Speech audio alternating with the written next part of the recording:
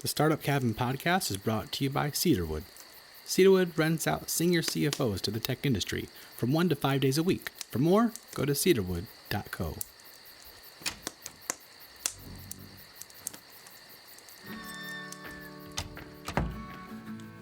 Welcome to the Startup Cabin podcast. I'm Steve Ferris, and this is where we're going to share some great strategies from European startups and investors. Today's guest is Anette Nordval, and she's special in the fact that she had done many startups, and she's also an investor. She has a history as a serial entrepreneur working in America and Sweden. She has some pretty unique perspectives as to why Sweden is a really great place for you to start your business. And there's so much energy in this interview, so buckle up and enjoy. Welcome, Anette, to Startup Cabin podcast. Thank you. So, tell me a little bit about what you do right now. My everyday or my most day? Well, you have several businesses, right? Yes, I do. So, which ones are they? Well, I am a partner and a proud partner actually with Stockholm Business Angels, which is a angel investing network. We're 40 investors, but we actually do invest all together in a business segment, so to speak. And then I have a new company that I'm working with as a general agent for actually a towel company called AQUIS. And I do that. That's mainly what I do during the days. And then I have a design company. And then also I have ownership in several other companies as well that I work with, but not, 40 hours a day. But my week is pretty busy. So, I knew you from the beginning as the business angel, well, the most social one, I would say, from Stockholm Business Angels. Thank you. And when did you start getting into investments? Well, I started to day trade in the 90s. I lived in the United States between 1993 to 2010, and we lived in North Carolina. And we did day trading when E-Trade came above. We actually started to trade with Merrill Lynch in a group called Dollar Invest. We were 10 Swedish ladies that was living abroad in North Carolina. And we did trade together because we had read a book called Beardstown Ladies, which were a bunch of old ladies that just invested together. And they had a philosophy on if you're satisfied with just earning a quarter on a dollar, then you should actually sell it. And then if you're still in love with the same stock in itself, and this was just trading on NASDAQ and so forth, you could buy it again, but you had to understand that you have to get the gain out of everything to be able to accumulate wealth. So that was our trade motto. So we did that from 97 to in the end of 99. We actually sold all our portfolio just in the beginning of 2000, which was just before the crash. So we had Perfect. Yeah, it was really good. We didn't invest that much money, but I think I had about 1,000% in gain, which was fantastic because the trading scenario was insane. It was Y2K came, and so between 98 and the end of 99, I was doing a lot of recruiting, and I was doing design recruiters for any software that thought that they didn't have the Millennium Shift in their software. Oh, yeah. So the redesign for Y2K was extreme. So everybody was super scared. So everything that was technology driven was what we invested in because that was the criteria we were sort of striving after. So that's when I started for real. I did purchase some stocks in Sweden when I was about 20. I bought H&M, and I had a big John Mattsson. My dad was a builder with them, and we lived in Portugal when I was a kid. So I really liked that company in itself, and I kept them all until about a year ago. And the multiples on them are fantastic. So that was, and I just kept them because I didn't see any reason to sell them because I didn't have that many. But they accumulated and they divided and they redivided. So it was a nice portfolio to have. And then I did some personal investments together with my husband in some telecom companies in the United States. And then also... Like a business angel? Or more like a fool, I think. But on a higher note, it was more money Friends and fools. But more on being a fool, putting too much money into one sort of pocket. So I learned a lot from it, and I really think that the experience that I had and everything, I'm super thankful for all the stupid stuff that I did. And it's also called learning money, which is awful when you sit there and you go like, oh crap. this I've is had that not, too. yeah, but then in the end, afterwards, you feel really good about it because you go like, well, you can always go back and you can see, I'm not going to do that. So what can I do to do this? Because I really liked it, but I want to do it better. So when we moved back to Sweden in 2010, and we were only supposed to be here to try and live here for about 6 months because our kids grew up in the United States. Okay. And I didn't want to pull them from their roots there, and I didn't want to push Sweden on them. But born in Sweden and been living here for a long time, we were supposed to stay for 6 months in the United States, and we stayed 17 years. So it's quite a span of time. But it was good times and bad times, and it was really a hard country to live in. The United States was in war, and we don't see it in Sweden as there was no war. Well, there was a war status after 9/11, which is 2001. And it was difficult also to be a foreigner and also from a country as Sweden is very liberal, and we're more socialistic in our thoughts than we actually are, to the right side of the fringe as a Republican. And so that became complicated. So I was really happy to move here. And then I decided I had the opportunity, because I done some real estate deals in the United States, that I had some money over, and I felt, well, I really like investing, and I really like to grow stuff. I'm a stupid serial entrepreneur. I cannot give up on stuff. I believe in things, and I understand things, and I really burn for stuff, and I want to sort of see if I can add additional value just both in knowledge and also in money. And I found Stockholm Business Angels through a network called Tillväxtverket had a sort of a state-governed kind of program for women entrepreneurs. And I became one of the ambassadors when we came here because you mean that one? I was an ambassador too. All right, yeah. Between 2011 and 2012. Right. Yeah, so I was like the youngest one. Oh, I'm pretty sure, yeah. And I was there for about 2 years, and because I didn't have a network, I didn't have any friends, I didn't have any business partners that I could go back to and go like, oh hey, let's do some business. Or who do you know? Because 17 years is a long time. It is a long time, and it also is a long time because we didn't have any. When we came back to Sweden, we came to Sweden to visit and eat falukorv and do stuff in the archipelago for a couple of days, and then we left for Italy, or we left for vacation to Greece or something like that. So we never spent any time here, and we didn't have any house here or anything. So it more became like we had 2 weeks of vacation, and we had to sort of straddle Scandinavia and Europe in together because we wanted to give our the kids experience of it. Yeah, and then the family and blah blah, all that stuff too. So it depends. So we never had time for, even though I did do business here in Sweden, I was travel back and forth. We were connected with the company and not with any other social stuff that I could have done, but that was not in my focus when I was here or when we lived in the United States either. I never thought actually that we would be capable of moving back to Sweden because it's kind of different to come back.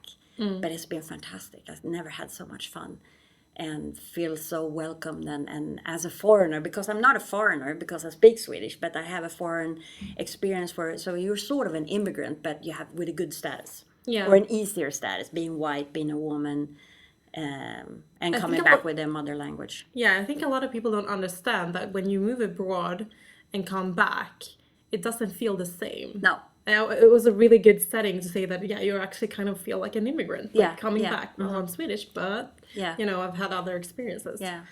So, but it's really nice. So then I met the Stockholm Business Angel, and I was introduced to Lennart and Klaus. Lennart Olsson is one of the founders together with Klaus Gottwald and Ted Elvhage. And I really felt that, wow, this is so cool. But oh my God, what a bunch of old guys. And I felt that I could really make a difference. There was 2 female partners at that time, and now we're 9.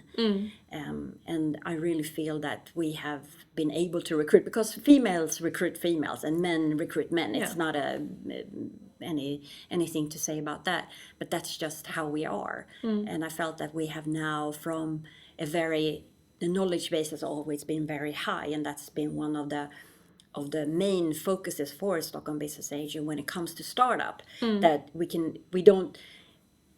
we don't have piles of money, but we have piles of knowledge and experience because of the old guys and the old girls or whatever. The whole group is very divided now because or not divided, we're very diverse because I think the youngest one is like 32 and then the oldest one is 78. And that it's tossed together in a mixed salad, and I think the average is about 50. So it becomes really, really interesting, and we have different backgrounds and we have different experience from abroad, not only United States. We actually have India, we have Asia and China. It's a lot of good people in the group, so it's really fun to work with. And so we meet every Monday during the afternoon, and we do different kind of if it's an investment committee or if it's going through filtration with and discussions and so forth, and also learning, because we have learning is a very, very big part of the whole program together that you sort of purchase into, is that we have to go through all these different themes. So we are actually understanding, we do the evaluation and the filtration in it with a mutual concept. Yeah, Leonard, as we interviewed him for the last episode, the previous episode, he talked a lot about that. Yeah. That the combination is very unique. Yeah. To have such a heavy weight on the knowledge part that a lot of investors actually miss. Giving their startups. So I think it's very and I also think that one big component also into it is that we learn the entrepreneurs also to view on their evaluation. We give them a view on what we think about the evaluation, but a reasoning behind it. Because the reasoning always ends up in how are you going to end up with the best sort of package in the end for an exit plan, which of course when you listen to startup pods and stuff like that, you're not supposed to talk about exits, but everybody wants to hear about it and understand the reasoning and why should I do that, why for being diluted in your ownership and so forth. And we have a really nice way of packaging it together, negotiating together, because several of our investments are done together with Almi Invest, which is a Swedish investment fund by a governed fund. So they can't negotiate, because if they negotiate, it would be pretty bad news for all the media channels to say that they can do it. But we can negotiate, and we understand how to do it too. So I think we add fantastic value also for us, but it should be a win-win situation in the end, because if the owners are not happy, then our investment it's like is a lost toast. investment. Exactly. Yeah. So that's So what do you think is the difference for you now compared to a couple of years ago? Like how you see yourself as a business angel and your investments? What's changed? The climate in Sweden has changed a lot the past 3 years. I've been a member the past a little bit more than 3 years. And when I came into it, I think that business angels weren't so focused on making business or actually looking into how you can make money on the investment, because I think this is almost ever seen as the most expensive hobby, that you actually are putting a lot of money in and hoping almost that something will happen. But we're trying to take it out from the mix that it's hope, that we create the hope scenario. We actually are looking it on this market segment, on the projects that we're involved in and so forth. And we state in the beginning that if we don't see that we can make 10 times the money on this kind of investment, this investment is not for us. And to add that into the mix, to say that we're here, we want to make money, that's the reason why we're in this game, but we wanted to also do it based on our knowledge and to open doors, because our network is fantastic. We're 40 people that at least know 40 powerful people that we can sort of add value to the venture in itself. So, and I also think that we're more mature in how we perceive ourselves as good companies, because now all of a sudden we have role models. We always go back to Klarna, we go back to Spotify, now we can go to Mojang, gaming companies that are doing King and Supercell in Finland and so forth, and we can sort of go like, damn, we're pretty smart here, and we do pretty smart things, and that you can see that you can sort of collaborate with others, and that all kinds of collaborations will end up in a double positive, rather than you see everyone as counterpart or someone that you is your competitor and so forth. You can actually take ideas and so forth and work together with people that are interested. And I think that's different from how Swedes are perceived as, whereas I perceive or stereotype Swedes that we don't want to talk to each other. We want to be, our normalness is being secluded and so forth. But that's not really the fact. It is. We are really seen upon from the rest of the world as really smart people. Smart, innovative, forward. Yeah. And I mean, if you look into sports and you look into hockey, for example, Sweden are dominating in NHL, which been fascinated to be a Swede and then see all the Swedish players come over and play in the United States and go into the leagues and so forth. So you feel super proud of being a Swede wherever. And it's a very nice country to be a part of. And Sweden is a fantastic country in itself because we have paid education all the way up to university. And we have, even though Swedes don't feel that it's paid because you have to pay for living and you have to pay for books and so forth, but it's so minimal if compared to everywhere else. Exactly. And Definitely. then the infrastructure in the community is fantastic with all kinds of different angles. It's safe, but someone said to me, it's so boring in Sweden. Why do you come back here? And I was like, oh, it's not boring. It's safe and it's fantastic, because if it's safe, you feel very, very almost obliged to do something with the competence and the knowledge that you have to build things and to create things and do it together with friends. And there's always a safety net. Because if you get sick or if you want to continue your education and so forth, the opportunity is there, and you don't have to apply for scholarships. You don't have to mortgage whatever if you can mortgage anything if you're sick and you want to go to the hospital and be taken care of because of some disease and so forth. In other countries, this is unheard of. And it's good for entrepreneurship. I mean, Fantastic. It's like when I've been talking to some of the kind of younger, like more student entrepreneurs that are starting out, and they see me, and I've been doing business for 10 years, but they see me as a young person, like they can see themselves in me, but then they realize I've been doing business for 10 years. But then I tell them, like, start your business now, because if you're on CSN, that's like the best like loan you can take. It's the student loan in Sweden. That's the best loan you can take and start your business, because it's so safe. And you can pay it back for such a long time. There's like not that much you have to do back, and starting a business, that's the best way to go. Don't bring in other people if you don't know what you're doing, and wait with getting professional investors until you know what you're doing. Then you're going to get a fair deal. You're going to give the investor something much better. That's like a good way to test your product. It is, actually. And then also talking about that too, and I mentioned that we've been investing together with Almi on the invest side. We also have a program in Sweden called Almi Företagspartner, which is Almi Business Partner. And they're fantastic. And I don't know if you can call it like I didn't fool anyone, but I didn't say who I was when I contacted Almi, because the last venture I have is the towel company. And I contacted them at Företagspartner just because I wanted to have their business loan, because I wanted to see if I could finance, because I say this to anyone that comes to me. I say, why don't you go to Almi and talk to them about a small business loan? It's like a microloan. You get 250,000 Swedish krona. If you have a valid business idea, if you have a valid plan of budgeting and how you're going to earn this money back so you can actually pay the loan. Because the banks in Sweden doesn't work. So I went to them and I asked them and said, this is what I really would like to do. My name is Anette Nordvall and this is what I want to do. And they obviously didn't do any research on me, because otherwise I don't know if I would be able to get a loan from them. I don't know.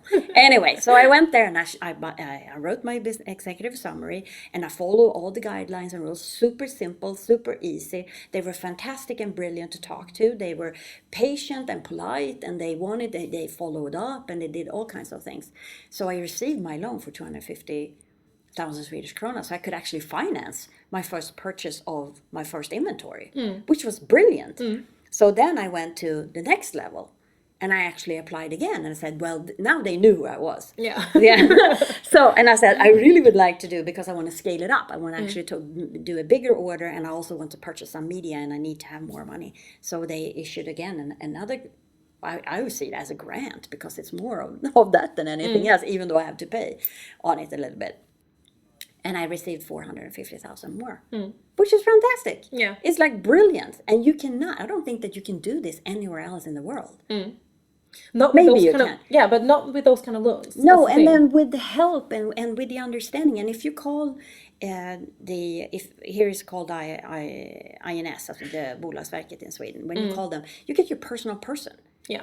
And you get your phone number back, direct number to this person, and you can ask additional questions if you need help. Same thing if you go to IRS, if you call Skatteverket here in Sweden. They're brilliant.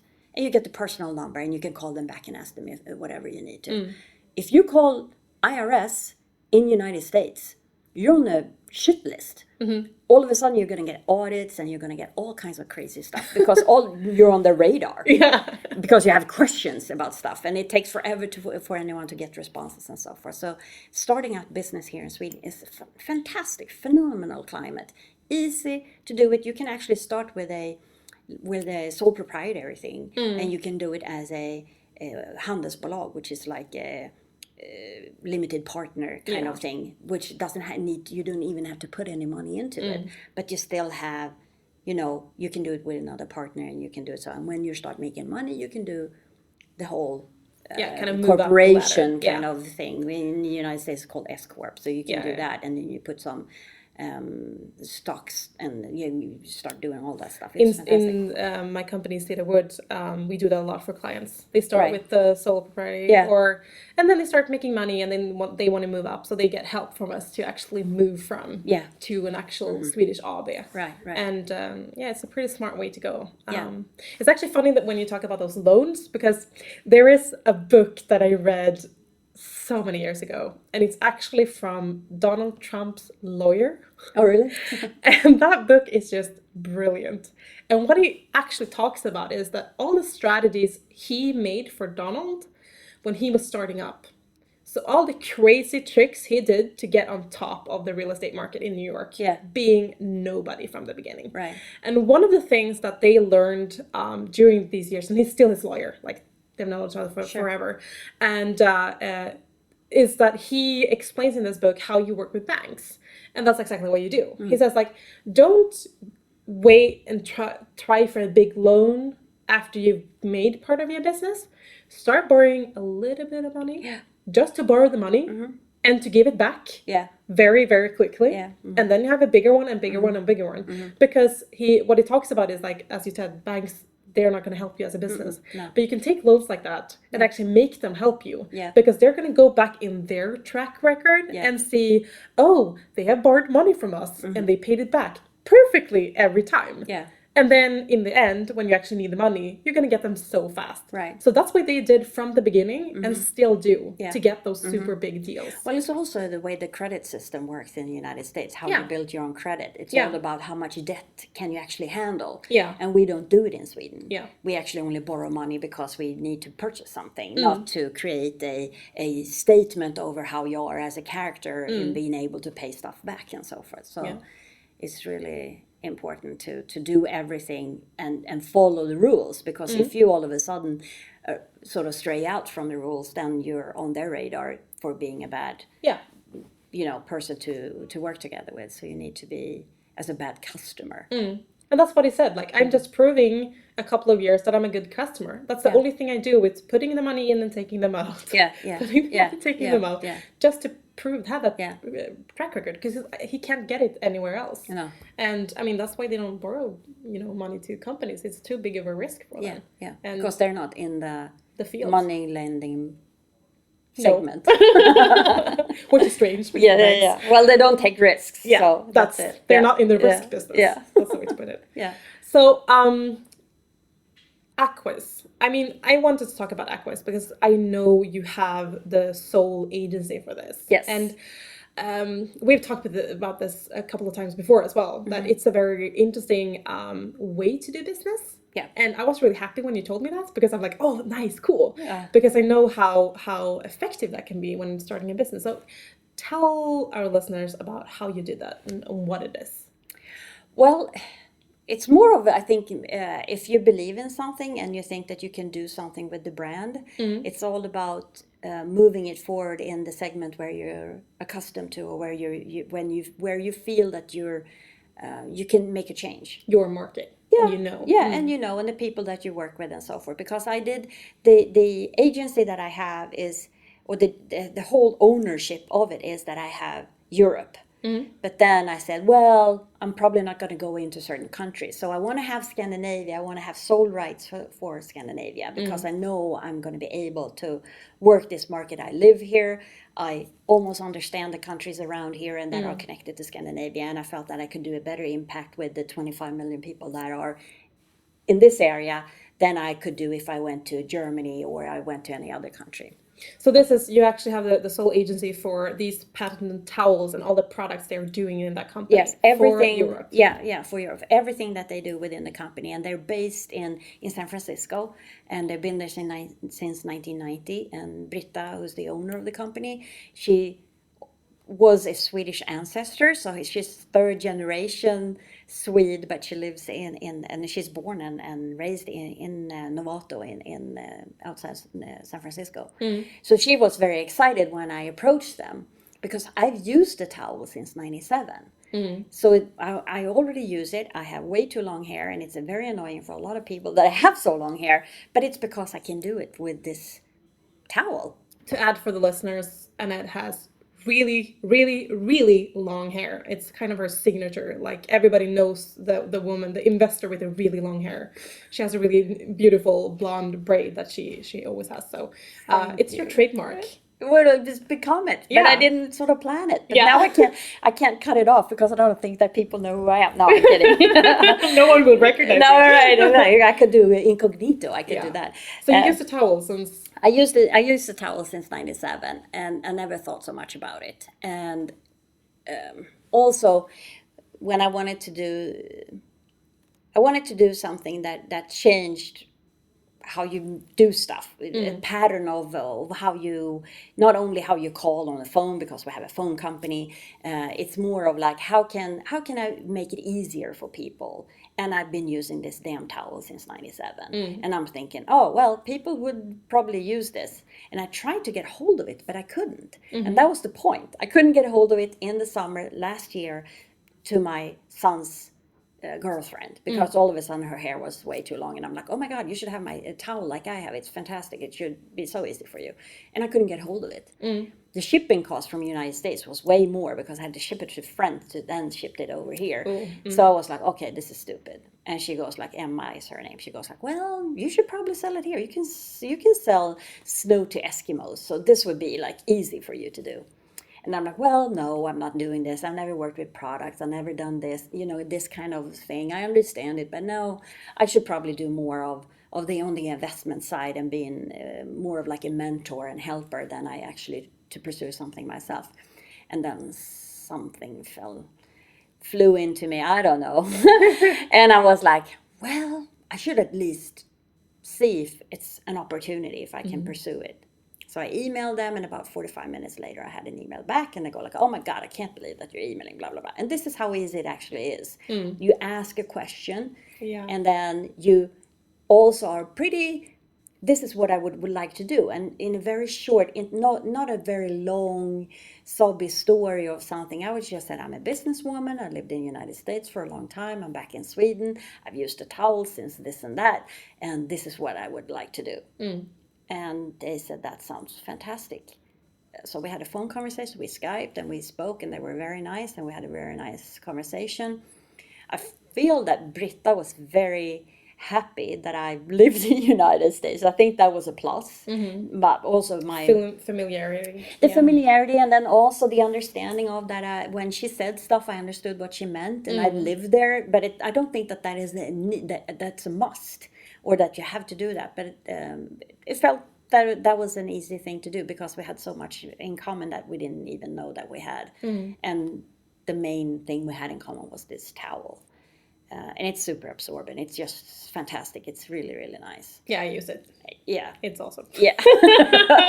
And there's no reason not to use it after you have. But the segment in itself, I feel like, oh my God, a towel? Are you kidding me? What can you do? It's very different from tech. Right. I never been in beauty. I've never been in this kind of thing. And I'm sort of a hair and an alphabet? Yeah. In when you because I never thought of it, because my hair just grows and I don't have an issue with it. It just comes the way it is. So now all of a sudden I'm very aware of products, and I'm super aware of the community and so forth. But I want people to understand that this is just so easy and it saves time, and that's it. It's And not the thing is, it's funny because I colored my hair blonde. I was born blonde, but now I'm blonde again. Yeah. Then you get really aware of like the quality of your hair. Yeah. So that was my big worry. I started looking for products that were like, how can I keep the condition of my hair? And that's why I use the towel. It's so I can blow dry it less. Yeah. Because that's the most like hurtful. Like No, but that's anything that is like hot right. air and stuff. And I mean, the first time I used it, I was like, holy shit, this is not happening. Because I used it, I like had it in my hair for like maybe 20 minutes or something, and then I could blow dry my hair completely dry in like 3 minutes. Yeah. That otherwise takes, with my thick hair, like 30 minutes, and that's just less, putting your hair in bad situations. Right, but it's also I don't have to like do anything. I just put it on my head and do other things. Yes. And then like 3 minutes of blow drying. And I'm really an impatient person. I don't like to fix myself in the morning. So for me, it's just perfect. I don't have to think about my hair.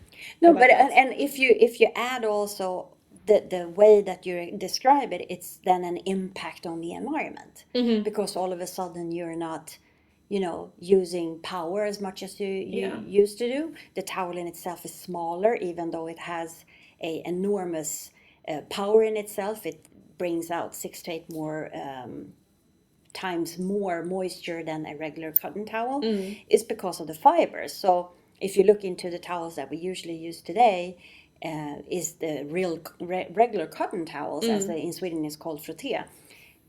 The water waste that you do when you have to first breed the plant. And now we're talking about this to the Californian company. It hasn't rained there for 4 years, so they don't have any water. I mean, they can only shower on even days because they have an even house number. How stupid is that? You think that you would be able... She came here and visited Britta, and she goes like, oh, I took a long shower. Now she was probably in the shower for like 2 minutes. Yeah. That was her long shower. And it's almost that you feel embarrassed that we don't... I live at Kungsholmen, which is just surrounded with water. Yeah. It's like a big joke almost. Like, how's the water doing? It's nice, But so the impact on the environment, just to pursue the material in itself, is also less water is needed. Cotton itself costs both to grow it and then also to harvest it, and then also to work with it to get it into the material and the thin threads and so forth. So.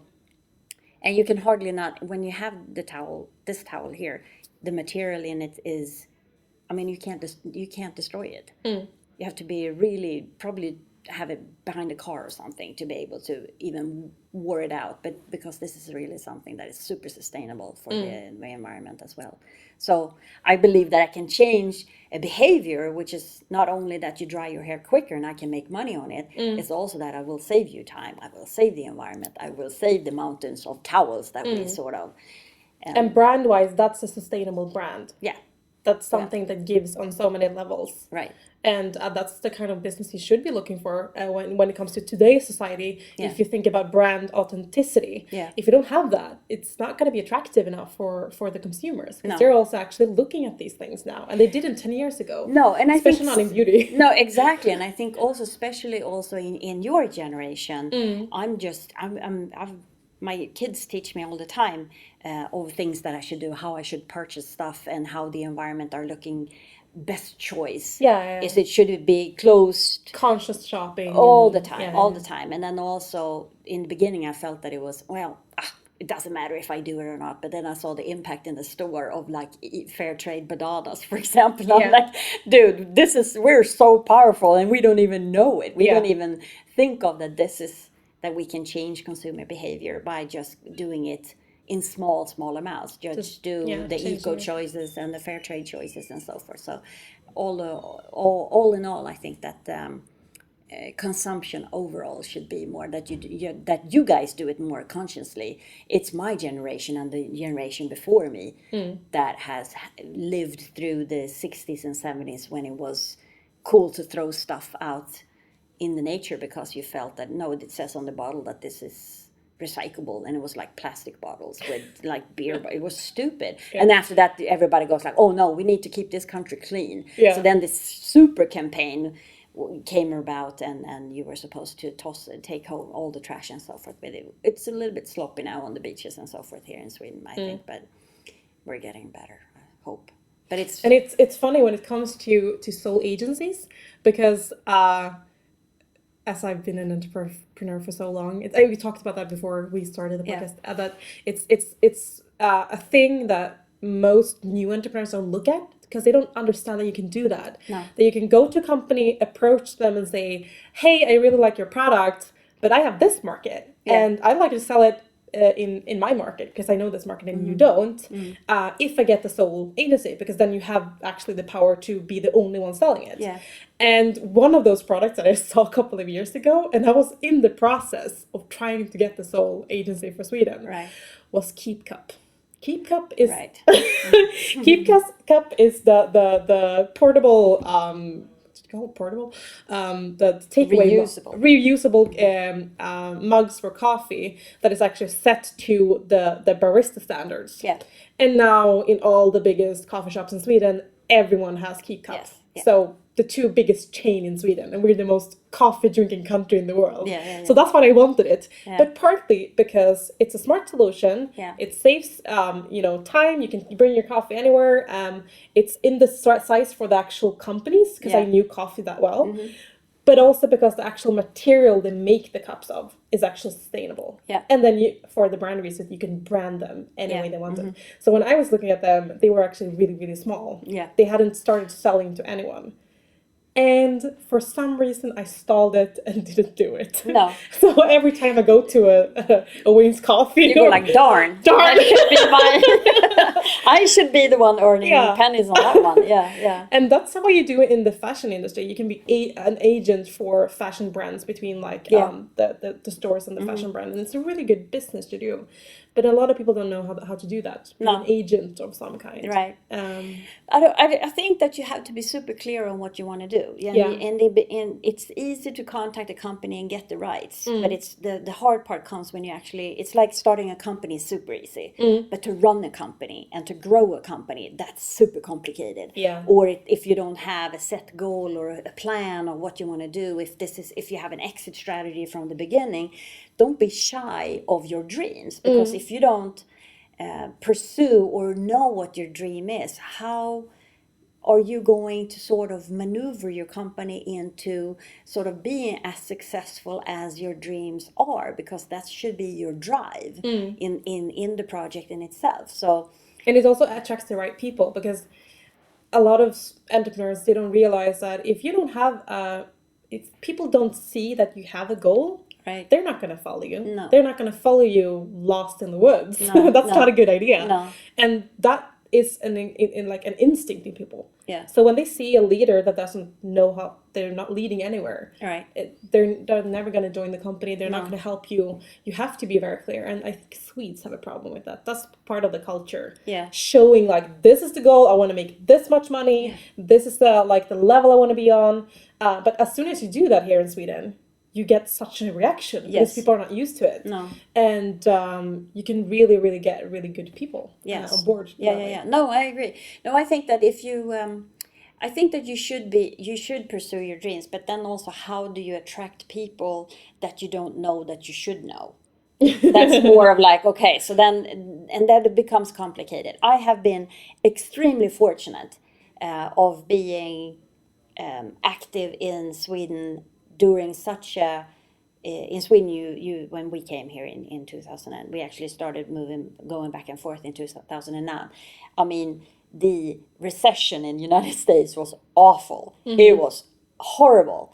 And when you came here to Sweden, people said that it was horrible too, and it was doomsday. But people were still going out eating. They were still buying expensive coffee in a coffee store, and they still were carrying bags that they've been somewhere buying stuff, full price stuff, which was not heard of, because you were all of a sudden especially in the South, you were co-riding with each other, and that was unheard of. No one has ever co-ridden with anyone if it wasn't in a metro city. And this was yeah, like exactly. suburbia heaven. So Yeah. this was like crazy. So people were saving money, they were scared, and they're still super scared in the United States that this will happen again because they were so caught off guard. It was silly. And then if you pursue that strength and you come in here in Sweden and you have the attitude of a Swede but have the influence of an American, or pursuing your goal, which I believe that the current generation around 20s now have been sort of given the opportunity of think that you can do whatever you want to. You can pursue your dreams, whatever it is. It's not stereotyping. It's not, we have a gender discussion in Sweden that is very, very healthy. We have a equality rights discussion that is super healthy. We accept and we greet people that are not following whatever norm should be a norm. I don't know how you say it in a better way, but so I think that in Sweden is really, really very far ahead in that kind of program. So when you come back here and you are able to pursue all of this, and I find these people that I'm collaborating with right now, one of the things is that I have stated, because I'm working on this budget, and this is the project of how you can pursue a startup by borrowing funds from someone else than a family friend or an angel, but actually from this Almi institution fund. I've seen that if I am clear in my goals and what my dreams are and what I have in product and service or whatever it is, I have people that are interested in investing their time and energy to look on my upside, which is exactly how we invest in Stockholm Business Angels. So I'm pursuing my sort of startup company with the perspective of an investor from Stockholm Business Angels, if it makes sense. Yeah, I get it. To why would I pursue towels as a product? Well, I know that in the future of this towel company, I have a tech product. I'm not going to say what it is right now because it's going to be obvious in the fall what we're doing, but it is tech. And that is what you have to understand, that just because you see one thing, and this is my bread and butter thing, I have layers which we have been discussing before. What is my bread and butter product? What is my second layer? And what is my top layer? So all of these different things, I have to pursue all three of them to be able to actually create a real brand. Yeah, and get the streams of clients in that fills in all the gaps. Yeah, exactly. So it's, from the beginning, it was like, well, I can sell towels, of course. But in the end, I knew that it was more than towels. So I'm so happy to hear that. I can help you with the strategy. And I love that product strategy. Yeah. I learned that from the beginning, from the fashion industry. And as soon as I saw that, I realized this is so applicable to any business. Yeah. So now, whenever I do my lecture entrepreneurial thinking, I always put that in at the end. Yeah. Because I want people to remember that most. Yeah. Because you can use it for like anything. Yes. Like it's just a smart like selling model. But Yeah. just categorizing and then getting that kind of setting. And then also amazing. Understanding that this is what you're doing. You need to sell X amount of that to be able to pursue this, because this is a second layer dream. Yeah. To be able to finance the third top layer. In the end, you will probably make more money on the third layer, because that is the one that it gives you the most revenue. But in the end, you still have to, walk the streets, talk the talk, engage people in whatever you have. If it's a service or if it's a product or whatever it is, you still need to touch each person with your passion and your commitment. I think too, and I really, really think that this is the most fun I ever had in my whole life, and I've done a lot of fun things. So this is way funner than anything else. And I think it's interesting also about towels, as I said, like going from tech to a beauty section, but you're still doing tech in the beauty section. Yes. And that's what I think. I was reading a Quora thread about, okay, so what's we know we have all these startup products and all of these social media platforms, and everything is aimed to other dudes 30 something with a nice kind of set of pocket money. Yeah. who make products for other dudes like them in Silicon Valley. And this whole thread was about, okay, so we have that covered. But what about the rest of the world? What do you see as people in the industry is going to come except for that? Because that's such a small part of the world's population. And if we could continue just doing products for this segment, firstly, as entrepreneurs, we're missing so many opportunities where we don't have the kind of competition you have doing, for example, social media platforms to measure social media. Like there's thousands and thousands. But tech in beauty and towels, like you will be alone to do it because the other people in that industry won't have the technical experience. No, they won't have the technical experience. They won't have the passion of being an entrepreneur and actually build a company from the super scratch. Yes. Which I think this is, and then also being sort of targeting exactly what we want to do, and the reasoning behind it is our reasoning behind. I'm very, very happy to then announce that I'm actually starting the European company together with the American company. So instead of me being the sole agent, and that's just that is something that has sort of grown out from my first email stating that this is what I want to do, and then just be super, super diligent on stating that everything that you say that you're going to do, you do it, and you do it a little bit more. So it's all about, understate and over deliver, which I think is that's how you gain confidence from people, and understanding that God damn it, she's serious. She's actually going to pursue this. And I think that we can't take anything for granted. We're not supposed to take stuff for granted, because if we do that, then we become mellow and we're not going to pursue any of our dreams, because it should be hunting for your future. Then we have also, okay, so are you a communicator? Are you an entrepreneur? Are you a innovator? Who are you? Everybody, just because you start a company, you are not an entrepreneur. Yeah. An entrepreneur is someone who's like driving themselves and the family crazy, working way too much, and but also want to see the result and don't give up. Don't give up on the small stuff that you're probably not going to work. This is you start to have this discussion in your head. You just take them out and then say, is this valid? Do we still have a customer base? Are people paying for what you have?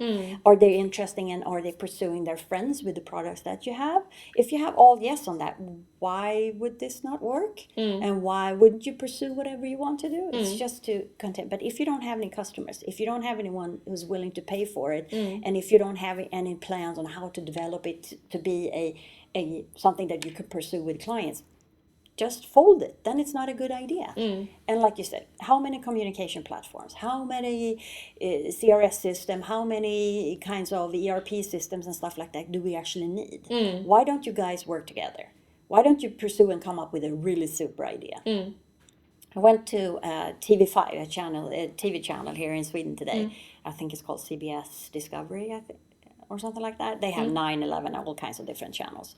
And I asked him though, how can I pursue something with you guys when you are not interested in, and I want to collaborate because I want to buy media in all different segments, all kind of channels and stuff, but I want to do it on one platform. Why can't I do that? And he goes like, well, because we're different companies. Well, I don't care, because I don't want to pay for 99 krona as a monthly fee for your whatever Dplay they call it. I don't want to pay for TV4. I don't want to pay for Netflix. I don't want to pay for HBO. I don't want to pay for any PlayStations on different segments. I want to pay for one overall kind of function. Why can't I have that? They have it in the United States. They have Hulu. Why don't we have that here? I mean, as an entrepreneur, your time is money. Yeah. And the more time you waste, the less it's worth it. I know, and I see a business opportunity. Yeah, the same, like,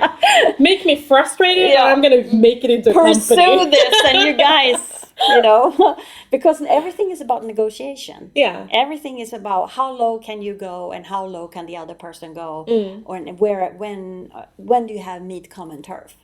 That's sort of what I want to, that's the whole point with doing business. And I love what I'm doing. And that's something you can do. You don't have to start your own product. No. You can't do, for example, a sole agency. Yep. But it can evolve from that, as you did. Yes. That you actually have now a collaboration. And And I mean, something bigger. and I emailed them in August. Yeah. And in September, I had the ownership. And then in December already, we already started to discuss that. And I haven't even started. I didn't have my towels by then. But because of the actions and the stuff that I did and how I was planning on selling things and how earning money, because it's all about how can I make money on this? You can't have a venture if you don't make any money. Yeah. It's very few who has an opportunity like Spotify, for example, to actually play with other people's money and not making any money. It's very, very far-fetched, actually, to be able to do so. I think you should. And do you really want to do that? No, be because stuck in No. someone else's money No. and not moving forward with No. yeah. I don't think so. I mean, I invest in companies that don't see an opportunity, but usually they have a product or they have something going on and they need to scale it up, and the personal dilution and so forth is they've already done that, so they're not scarce about that, because it's also, I rather have 5% of something than 100% of nothing. Yeah. So it's more of like all these metaphors, like I can't see the forest because of all the trees and stuff like that. It's all about the perception, whatever you want to do and what you can do. It's up to you. And that's what people don't understand about collaboration. They think collaboration is, I have my brand and you're going to do stuff for me. Yeah. And then it's going to be awesome because we're helping these people over here do something. Yeah. It's kind of this like, we don't need to get paid kind of attitude that I see everywhere here. Yeah. Instead of saying, hey, this is a collaboration. Here is our 2 platforms. Together, we can make twice the money. Do you want to share that money? Yeah. Instead of saying, let's exchange services. Like, you can't exchange services forever. No. There has to be an end goal of actually making money together. Yeah. It's just like, that's how we live. Yeah, absolutely. And I think that's a bit specific also to Sweden, that people are a bit afraid of talking about the monetization part of collaborations. Yes. Yeah. So start collaborating on that part, actually making money together. Thanks so much, Anette, for coming to Startup Cabin Podcast. Thanks for having me, Shmei. I like it. You've been listening to Anette Nordvald speaking with Shmei Rhodin. If you want to check out Annette's product line, AQUIS, you can check that out at AQUIS.se and see what she's doing over there and buy your own towel for yourself. So Shmei ended the show with talking about collaborating, and we're also collaborating right now on Startup Cabin TV. We're bringing entertaining people who know business, who know the tech and gaming industries, and right now I'm in post-production on our first new videos. And if you want to say, hey, Startup Cabin TV sounds cool, bring it on, you can do it with a click. Head over to youtube.com/startupcabin and subscribe. And Shmei and I will be like, oh my God, it's the best day ever. And I will be motivated to work even faster to get these out. And so again, that's youtube.com/startupcabin. That's youtube.com/startupcabin. If you didn't get that, that's YOUT. Just kidding. Thanks for listening, and we wish you much success.